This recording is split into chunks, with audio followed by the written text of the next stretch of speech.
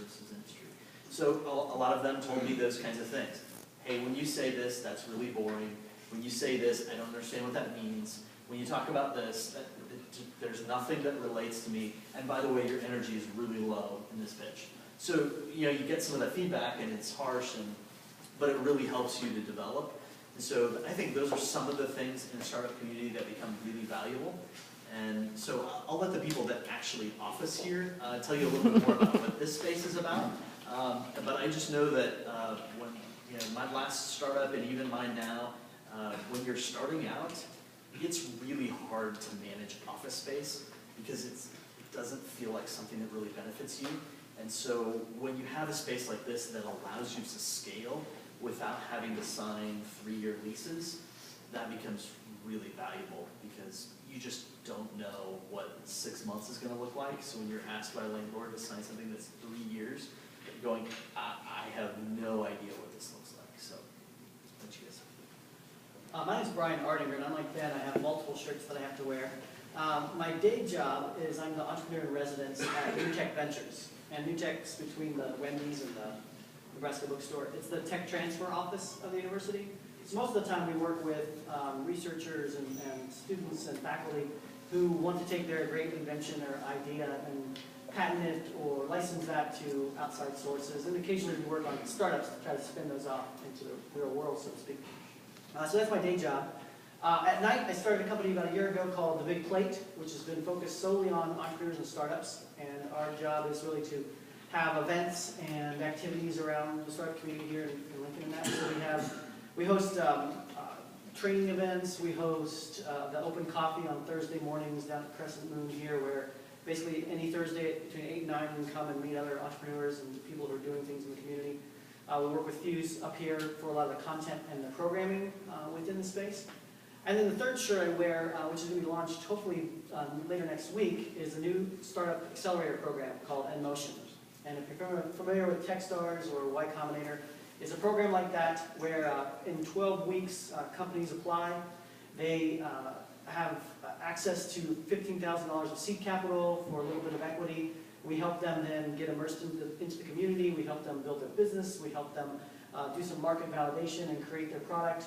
At the end of that 12 weeks, they then pitch to angels or VCs to get additional funding and kick them out the door into the real world and hopefully give them what usually takes 2 to 3 years to start a company and put into a much more compressed time and introduce them to the right mentors and such. So we're in the process of launching that particular program, so look for more information. We're looking for teams, we're looking for interns and associates to help during that program. It runs during the summertime from June to August, and you'll hear a lot more about that as well. So that's a couple of the hats that I wear in the startup community here.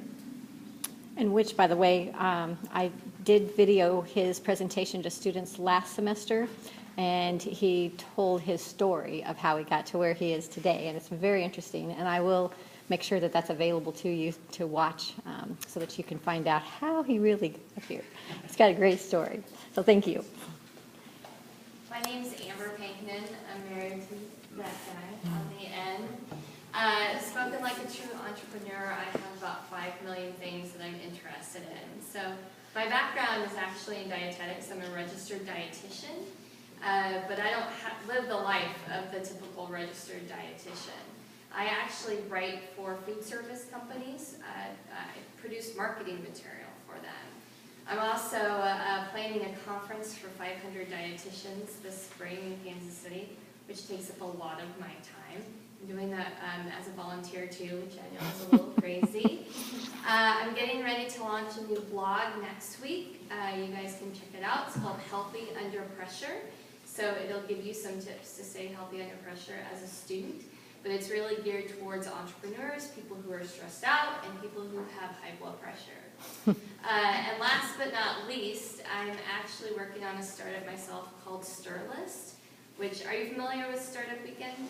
Any of you guys? A few of you? Okay. So actually this is Bob. Bob was actually on my team for Startup Weekend. And Stirlist is a site that's going to connect consumers to registered dietitians through recipes. So if you needed a recipe for a specific diet, let's say you're doing paleo, or maybe you need something that's diabetic friendly, or if you have heart disease, You could go to Stirlist and actually create a list of recipes, and you could see recipes from registered dietitians.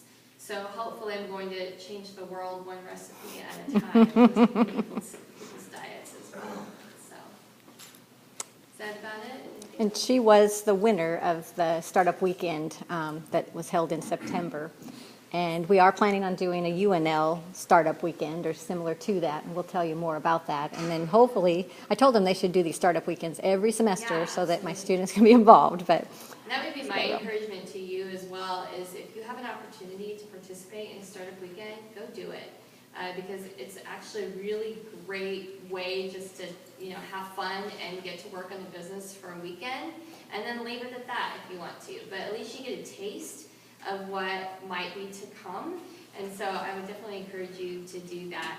The other thing before I need to go for your other tip is start branding yourself right now, because how many of you actually have businesses right now? We have one person. How many of you want to start a business? Maybe? Okay. So if you're going to work as a consultant maybe, or start your own thing, start branding yourself now. Don't shy away from social media. This is something that I started back in when I was working for a hospital. I started working on my personal branding, and I found out after I left the corporate world that was the best thing I could have done. I got clients right away because of that presence. So you can follow me on Twitter. I'm RD Amber, and make sure to like me on Facebook too. So connect with me too if you have any questions. thank you. Hi, I'm Steve Graziano, and I didn't realize that I was a startup. I just, I started my own business, and I guess that's what's called a startup. Like Ben, I've had a whole lot of different jobs, but I've been in one industry for, 25, 30 years. So my most recent job was down south in Louisiana, and I absolutely hated it. It was just the absolute worst job in the world. But I really love the industry of public broadcasting. So, as they say down south, one day I just up and left and started my own company. And what I do, I help public radio and television stations with their programming and their promotion, and with their pledge drives where they ask people for money. And it's great because I can do it from anywhere. My wife and I wanted to come back to Lincoln, so we just came back here. And I've been working from our home downtown, but it's kind of nice to have another place to go to where there's people and activity, and more than just me and a cat. So, but you can start a business no matter what your age, or really no matter what you know. I didn't have any clients when I started. I spoke to a friend of mine who was a general manager at a TV station down south, and I said, I need a client. So give me a project, I'll do it practically for free. And that's the way you just have to make your own luck. And then from there, it just sort of builds. That's all I got. And networking does work quite well, because all these people I've met through networking, but he and I go back a long time because we were in Lama's class together. We've had children together. And we didn't realize that till I looked at him and said, do I know you? And we're both married. Just not to each other. That's right. Thank you. I happen to be one of the co-founders of this co-working space. I moved to Lincoln 2 years ago from San Francisco, and I worked there for quite a while at a web development firm. And then, I don't know, I always wanted to move back to Lincoln because I grew up in Lincoln. So the day came when it really wasn't necessary to be present in that office to work with those people and the clients that were all over the country already. And now I'm working for a firm in New York that's a little bit more startup oriented, in that we have a couple of our own little startups that we're working on. So I don't know, I've got the entrepreneur gene perhaps, because it's really fun to work on these things.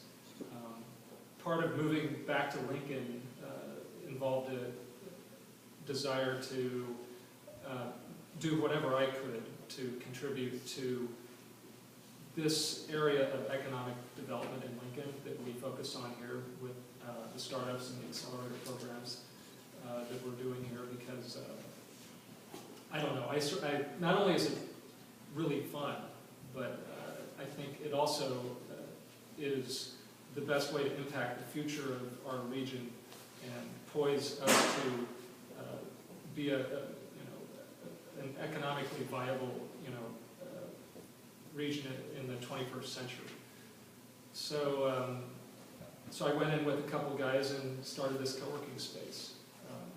And I guess, I don't know, I'll leave it to Sarah to maybe flesh out what our mission is here, what we're trying to do. Just another piece of background is that, co-working spaces aren't a new idea. I don't know how many of you have been in a co-working space or know about them.